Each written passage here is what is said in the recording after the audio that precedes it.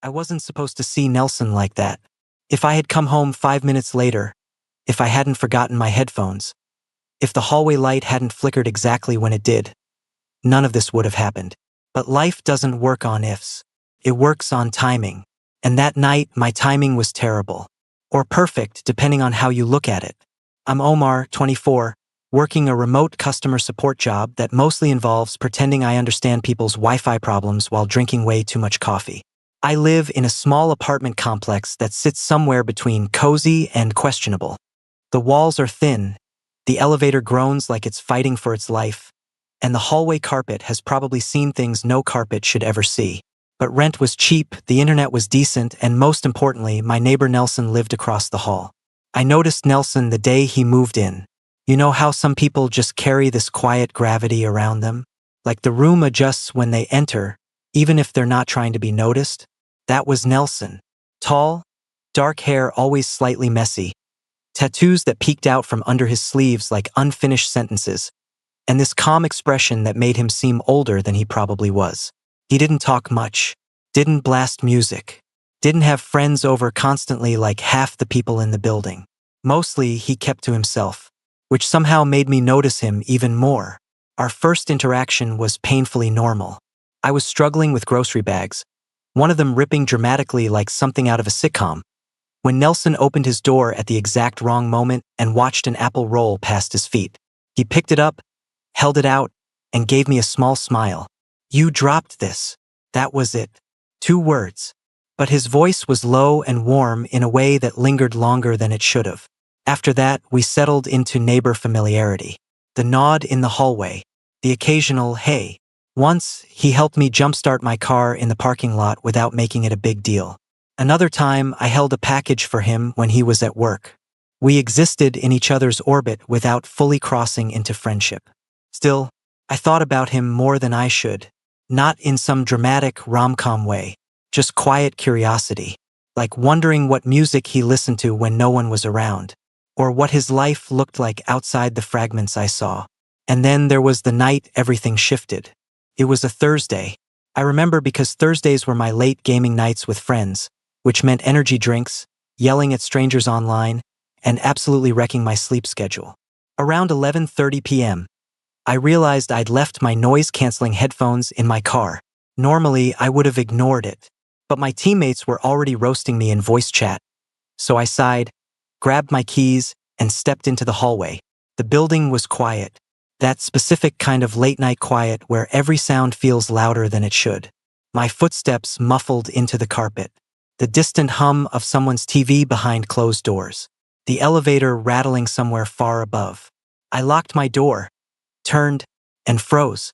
Nelson's apartment door was slightly open. Not wide, just enough to spill a thin strip of light into the hallway. I probably wouldn't have thought anything of it. Except Nelson was standing outside it, back turned to me, shoulders tense like he was bracing for something. And he wasn't alone. Mrs. Klein's door, the elderly woman 2 units down, was open too. My brain tried to make sense of the scene. Nelson stood halfway between the 2 apartments, holding something in his hands. Small, rectangular, package. Mrs. Klein wasn't there. The hallway light above flickered once, buzzing softly, and Nelson shifted like the sound startled him. That's when he turned. Our eyes met instantly, and whatever expression had been on his face disappeared so fast I almost thought I imagined it. "Omar," he said, voice quiet but sharp with surprise. I looked between him, the package, Mrs. Klein's open door, then back at him. "What are you doing?" The question hung there, heavier than I intended. Nelson didn't answer right away. He just stared at me, chest rising slowly, like he was deciding which version of the truth to offer. "I can explain," he finally said, which, in my experience, is never a reassuring sentence. I crossed my arms, leaning against my door. "Then explain." For a second, I thought he might brush it off, laugh, say something casual. But instead, Nelson glanced down at the package in his hands like it weighed far more than cardboard should. "She asked me to grab it earlier," he said. "Delivery guy left it outside. I was bringing it in." It sounded reasonable, completely normal. Except, then why does it look like you got caught doing something illegal? The corner of his mouth twitched despite himself. But the tension didn't leave his shoulders. "You're very observant, Omar. That's one way to put it." Silence stretched between us, not uncomfortable exactly, but charged. Like there was a second conversation happening underneath the words. Nelson stepped closer, lowering his voice. "I wasn't stealing it. I didn't say you were. But you thought it." I didn't answer, because he wasn't wrong. He exhaled softly, running a hand through his hair. "She's in the hospital," he said. "Mrs. Klein fell this morning. Her daughter called me." That knocked the suspicion right out of me. "Oh, yeah." He looked almost embarrassed, like being misunderstood bothered him less than needing to explain himself at all. The hallway suddenly felt smaller. "So you're just taking care of her place?" I asked. "Trying to." Something about that answer, simple, understated, settled warmly in my chest. I pushed off the door. "Well," I said, "now I feel like a jerk." Nelson smiled then. Not the polite neighbor smile. A real one. Soft. Slightly crooked. Disarming in a way that made my stomach do something deeply inconvenient. "You're allowed," he said. "From your perspective, I did look suspicious." I laughed quietly. The tension dissolved, replaced by something lighter, more familiar, and yet different. Because now we were standing in a quiet hallway at nearly midnight, and I was suddenly very aware of the way Nelson looked at me. Not casually, not neighbor-like, just aware. "Well," I said, holding up my keys, "I was actually heading to my car." Nelson nodded, but neither of us moved. It was one of those strange pauses where leaving feels like the wrong choice, even if there's no logical reason to stay. "Omar," he said after a moment. "Yeah. Thanks for asking instead of assuming." I shrugged, trying to ignore the warmth creeping up my neck. "Don't make me regret that." His eyes held mine a second longer than necessary. "I won't." At the time, I believed him. I had no idea that catching Nelson in that hallway was only the beginning. I should have just gone to my car, grabbed my headphones, returned to my apartment, pretended nothing had shifted. But instead, I stood there like an idiot while Nelson adjusted the package in his hands and glanced back toward Mrs. Klein's apartment. "I was about to lock up," he said. "You mind?" "Yeah, of course."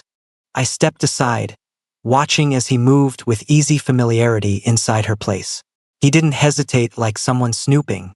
He walked straight to the small entry table, set the package down, turned off a lamp, and came back out, locking the door carefully. He handed me a spare key. "Her daughter left this with me." That small detail hit harder than it should have. Trust. Mrs. Klein trusted him enough to hand over access to her home. And I had assumed the worst in 2 seconds flat. When he finished locking up, he lingered close. Closer than usual. "You heading out now?" he asked. "Yeah." "Headphones." "Emergency." He huffed softly. "Serious gamer problems." "You have no idea." We started walking toward the elevator together. Felt strange. We'd lived across from each other for almost 8 months. But this was the first time we'd walked somewhere side by side like this. Usually it was passing moments, brief exchanges.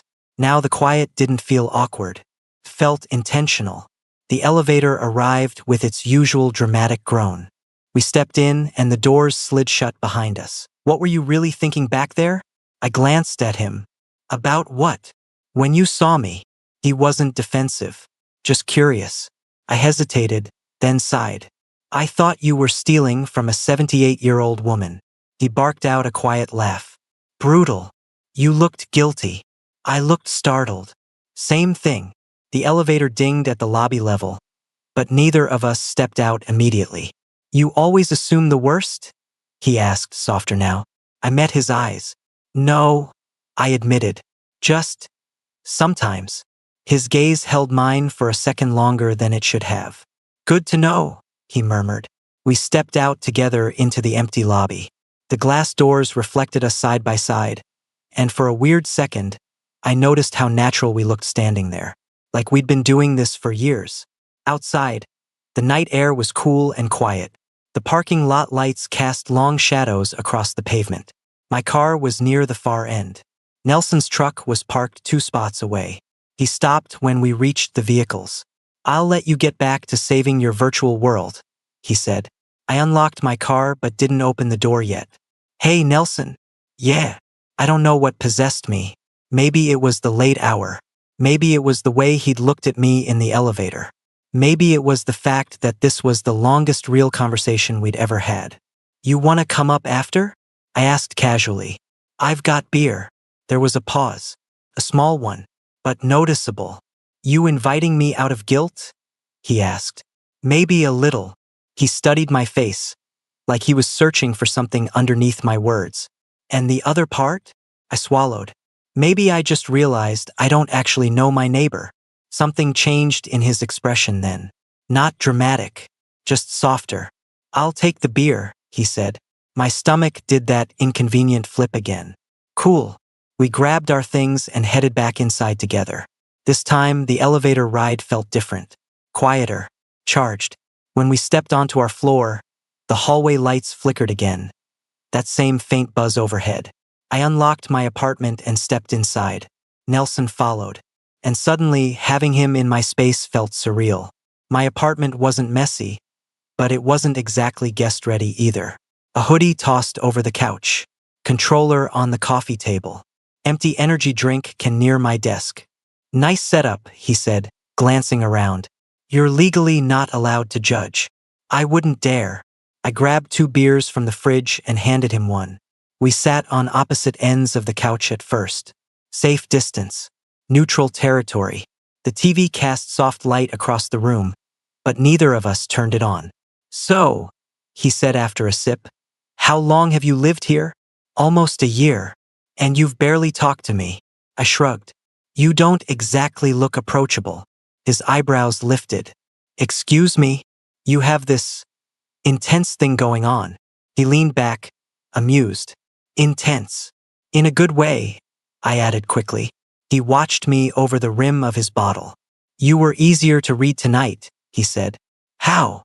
You looked worried. That's because I thought you were committing a crime. Still, there it was again. That subtle undercurrent. Like we weren't just talking about the hallway anymore. The silence stretched, but not empty. Heavy. Intentional. So why do you help her? I asked quietly. Mrs. Klein. Yeah. He took a slow breath. She reminds me of my grandma. The answer surprised me. She raised me, he added, almost as an afterthought. Oh, he nodded once, gaze drifting toward the window. She passed a couple years ago. Mrs. Klein needed help with groceries one day. Just kind of stuck. Something in his voice tightened slightly. I felt a shift inside my chest. The image I had of him, quiet, intimidating, distant, cracked a little. You don't talk about yourself much, I said. You don't ask much. Fair. He looked back at me. You always this curious? Only when something doesn't add up. And I don't add up? I held his gaze. Not yet. That earned a real smile. Depends how you look at it. My pulse stumbled. The air changed. Subtle but undeniable. What does that mean? I asked. He leaned forward slightly, elbows resting on his knees, bottle dangling loosely from his hand. It means, he said carefully, sometimes what looks wrong isn't. It means, he repeated quietly, context matters. I swallowed. Context for what? His jaw tightened slightly, like he was choosing his words carefully. For assumptions, he said. For intentions. There was something layered underneath that. Something unsaid. I took another sip of beer just to have something to do with my hands. You think I misjudged you, I said. I think you saw something suspicious and reacted like anyone would. That's not an answer. He looked at me then. Fully. No teasing edge. No soft humor. Just direct. You don't just observe Omar, he said. You feel things out. You read people. My pulse ticked up. And I think you knew I wasn't stealing. I opened my mouth to argue. But he wasn't wrong. The second our eyes met in the hallway, something in me had shifted. The suspicion had been quick, but it hadn't felt solid. More like reflex than belief. You looked scared, I admitted. Of what? Of being misunderstood. The room went quiet. He exhaled slowly. Yeah, he said. That one word carried more weight than the whole conversation before it. I shifted on the couch, angling slightly toward him. You get misunderstood a lot? A faint smile touched his mouth.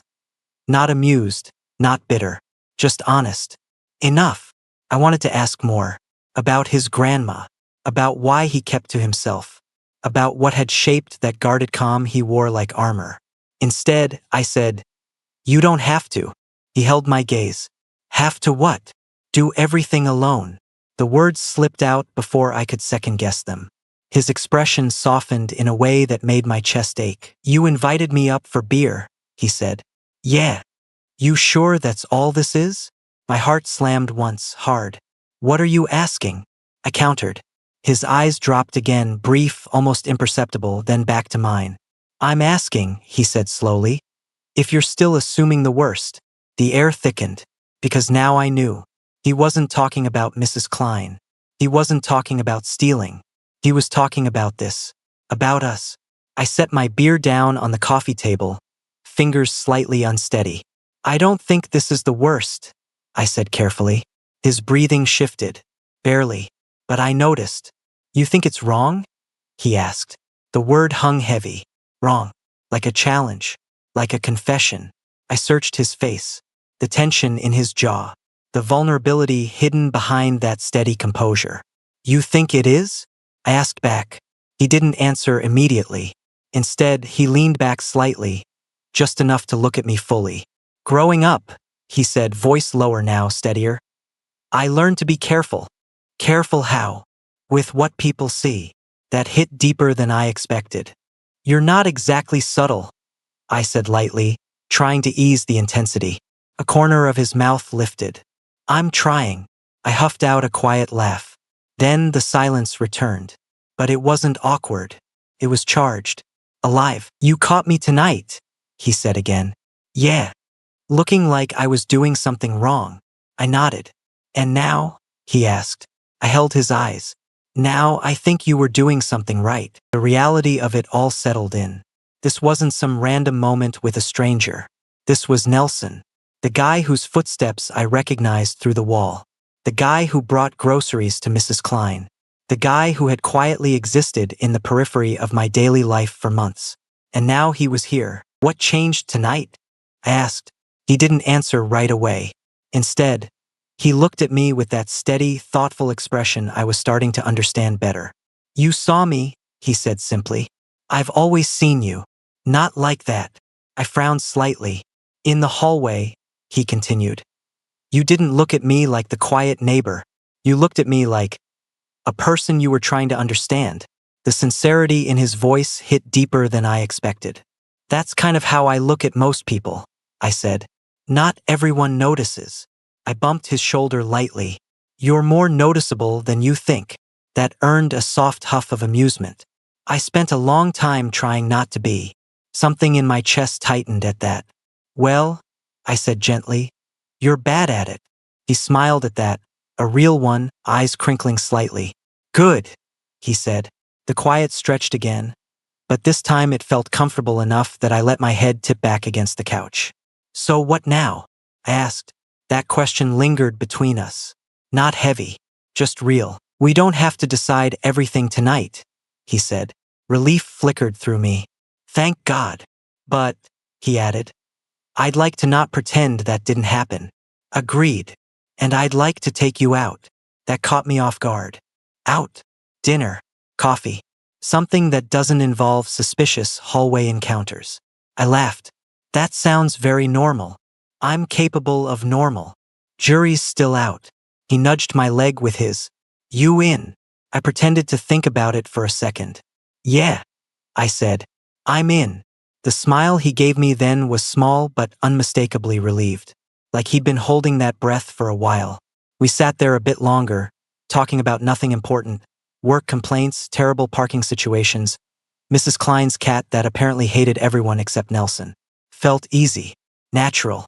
Like the awkward barrier that had existed for months had quietly dissolved. Eventually, I glanced at the time. Wow, it's almost 2. Your gaming friends are going to abandon you, he said. They already have. He stood, stretching slightly, and the movement pulled my attention in ways I tried not to analyze too closely. "Probably should let you sleep," he said. I stood too, walking him to the door. The hallway outside was silent again, the flickering light now steady. We lingered in my doorway, neither of us quite ready to end the night. "This was unexpected," I said. "Yeah, but I'm glad I caught you doing the wrong thing." His eyes softened. "Me too." Quiet pause. "Good night, Omar." "Good night, Nelson." He stepped across the hall, unlocking his door, and before going inside, he looked back. That same small smile. Then he disappeared into his apartment. I closed my door slowly, leaning against it for a second as everything replayed in my head. The hallway, the conversation, the kiss, the invitation. I caught my neighbor doing something I thought was wrong. But standing there in the quiet of my apartment, heart still racing and smiling like an idiot, it felt like I'd stumbled into something very right. The next morning, I woke up convinced I'd imagined half of it. That's how my brain works. If something good happens unexpectedly, it immediately tries to downgrade it into a dream. But then I rolled over, grabbed my phone, and saw a text from Nelson. "Nelson, coffee later? 6? No hallway crimes involved." I stared at the screen for a solid 10 seconds before smiling like an idiot. So it was real. I spent an embarrassing amount of time choosing what to wear for a coffee date that technically wasn't labeled as a date, even though we both knew it was. Around 5:30, there was a knock on my door. Not a text, not a ready, through the wall. A knock. When I opened it, Nelson was standing there in a black t-shirt and jeans, hair slightly damp like he'd just showered. He looked different, not physically, but less guarded. "You clean up well," he said, eyes scanning me briefly. "Wow," I replied. "Is that your version of flirting?" I'm pacing myself. We walked out together, this time not as neighbors accidentally sharing space, but intentionally side by side. The coffee shop was 3 blocks away. Small, warm lighting. For a second, it felt almost surreal, like we were stepping into a version of ourselves we'd quietly avoided. "So," I said, wrapping my hands around my cup, "how long? How long what? How long have you been thinking about it?" He didn't play dumb. Instead, he leaned back slightly, considering. "A while," he admitted. "Probably longer than I should have. Months." "Yeah." That did something dangerous to my ego. "You hide it well," I said. I had to be sure. Sure of what? That I wasn't reading into things. I raised an eyebrow. "You thought you were?" He met my eyes directly. "You look at me like you're trying to solve something." I laughed under my breath. "I do not." "You do." "Okay. Maybe a little." He smiled into his coffee. "There were moments," he continued. "Elevator rides, late-night hallway runs. You'd hold eye contact just a second too long. Heat crept up my neck. I thought you were just intense," I admitted. "Intense?" he repeated, amused. "In a good way." He shook his head slightly. "I didn't want to be wrong about you." That sentence landed heavier than the rest. "You weren't," I said quietly. Our eyes held. There was no rush, no awkwardness, just a steady unraveling of something that had been wound tight for months. Halfway through our drinks, he asked, "You ever dated someone close by? Like, in the building?" "Yeah." I shook my head. "That's a logistical nightmare." "That's what I thought." "And yet," I added.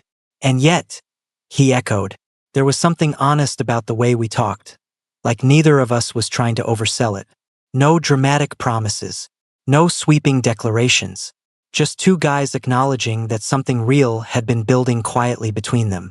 When we left the coffee shop, the sky was darker, city lights reflecting in puddles from earlier rain. We walked slower than necessary.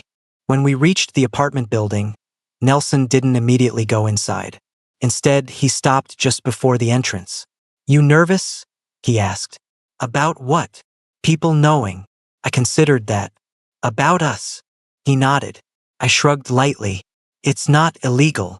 A small smile tugged at his mouth. "That's reassuring." "You?" He hesitated just slightly.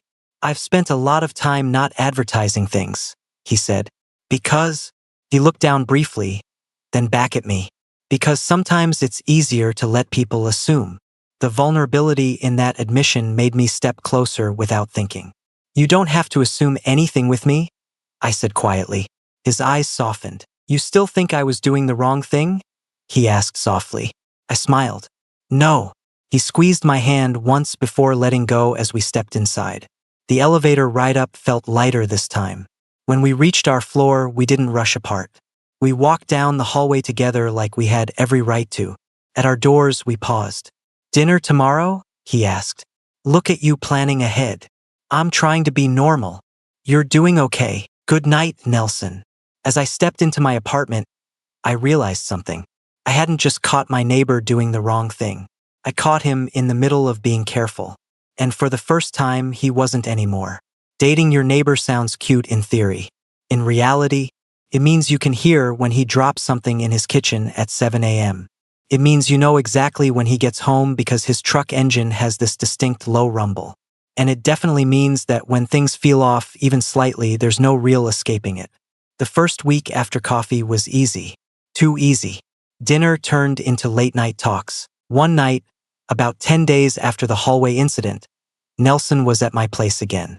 We'd ordered takeout and were halfway through a terrible action movie neither of us was paying attention to. You're staring, he murmured without looking at me. I'm not. You are. I sighed dramatically. Okay, maybe I am. He turned his head slightly, eyes meeting mine. What? I hesitated, then said the thing that had been sitting in the back of my mind. You're different here. Different how? Softer. Bad thing? No, I said quickly. Just unexpected. He studied me carefully. You still waiting to catch me doing something wrong? The question hit closer than he probably meant it to, because if I was honest, a small part of me had been bracing. For distance. For cold feet. For that guarded wall to snap back into place. I think I'm just not used to things being steady. I'm not playing a game, Omar, he said quietly. I know. Do you? I met his eyes. I'm trying to. Silence fell, but it wasn't tense. It was thoughtful. Then his phone buzzed on the coffee table. He glanced at it, and something changed. Subtle, but there. His jaw tightened. His shoulders stiffened slightly. The softness I just commented on retreated. Everything okay? I asked. He picked up the phone, screen angled away from me. Yeah, just work. But his voice had shifted. Shorter. More closed. I lowered my legs from his lap. Nelson. He looked at me. Too quickly. It's nothing. You just went from relaxed to ready to fight in 3 seconds. A faint flicker of irritation crossed his face. Not at me. At himself. I said it's nothing. And there it was. That wall. Not slammed up. Just raised a few inches. I felt something twist in my chest. I'm not accusing you, I said evenly. I'm asking. He stood up abruptly, running a hand through his hair. I need to take this. He stepped toward the hallway, answering the call quietly. I didn't mean to listen, but when you share thin apartment walls for months, you get good at picking up tone. His voice was low, controlled. No, I said I'd handle it. That's not what we agreed on. My stomach tightened. Agreed on what? The call didn't last long. Maybe 2 minutes. When he came back into the living room, his expression was neutral again. Too neutral. You good? He asked. I blinked at the shift. You disappeared. It was work. You don't usually take work calls at 9 at night. His eyes flickered. It's complicated. That word again. Complicated. Like the first time I'd heard it. Except now it didn't feel intriguing. Felt like distance. I sat up straighter. You don't have to tell me everything, I said carefully. But don't shut me out mid-conversation. I'm not shutting you out. You kind of are. Silence. He looked at me like he was weighing something. Then he exhaled slowly. It's my uncle, he said finally. That caught me off guard. Okay. He runs a small construction company. I help out sometimes. Paperwork. Fixing things. Stuff he doesn't want to deal with. That sounds normal. It is. But, his jaw tightened. He's not subtle about his opinions. Understanding clicked into place slowly. About you? I asked quietly. He didn't answer. He didn't need to. He doesn't know, Nelson said after a moment. Not officially.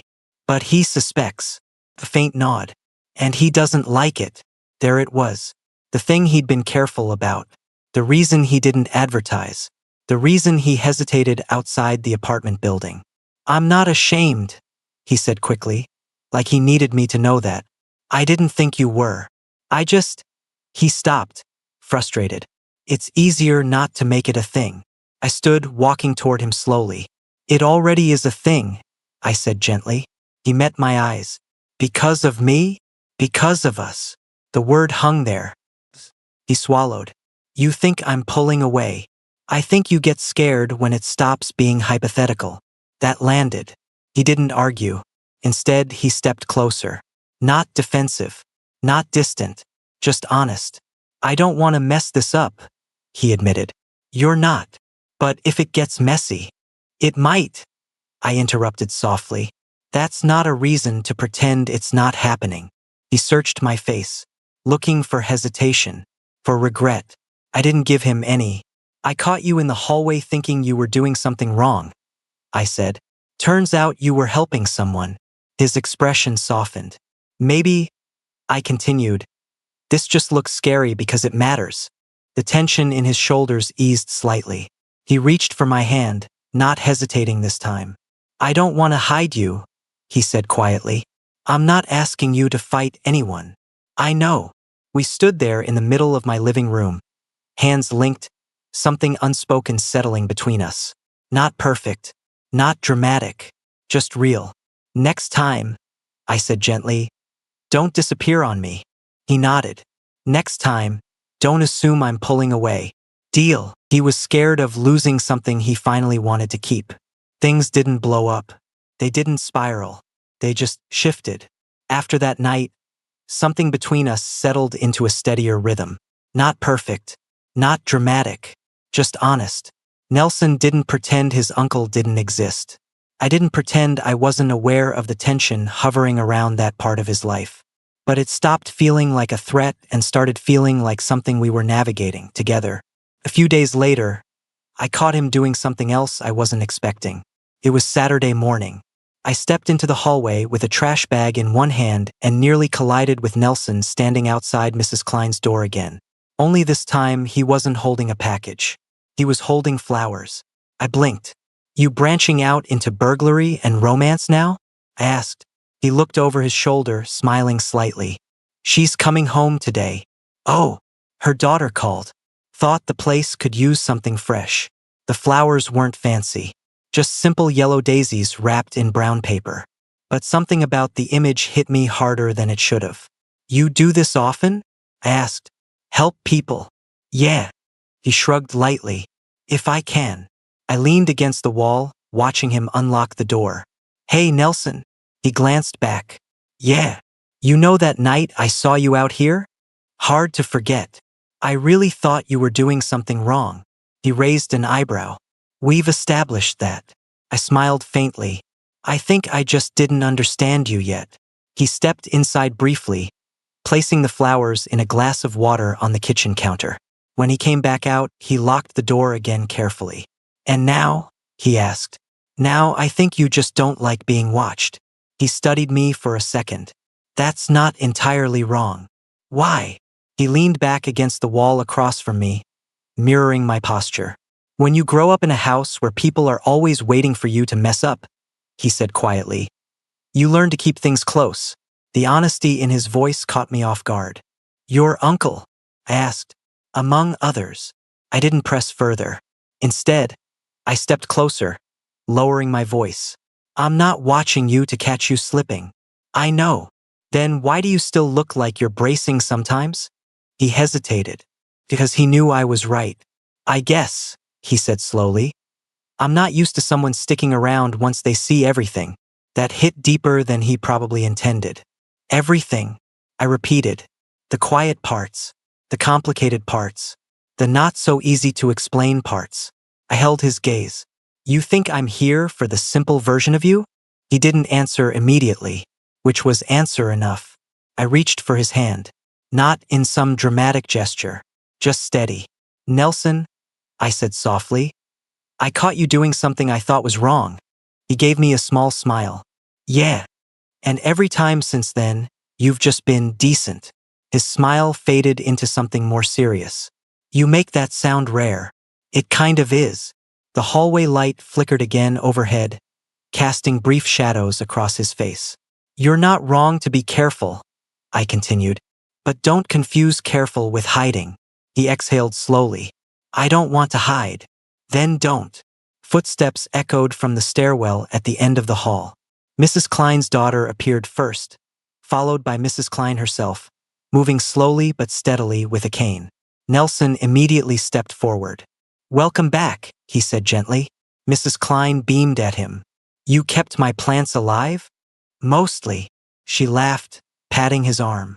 I watched the interaction quietly, the way he adjusted his pace to match hers.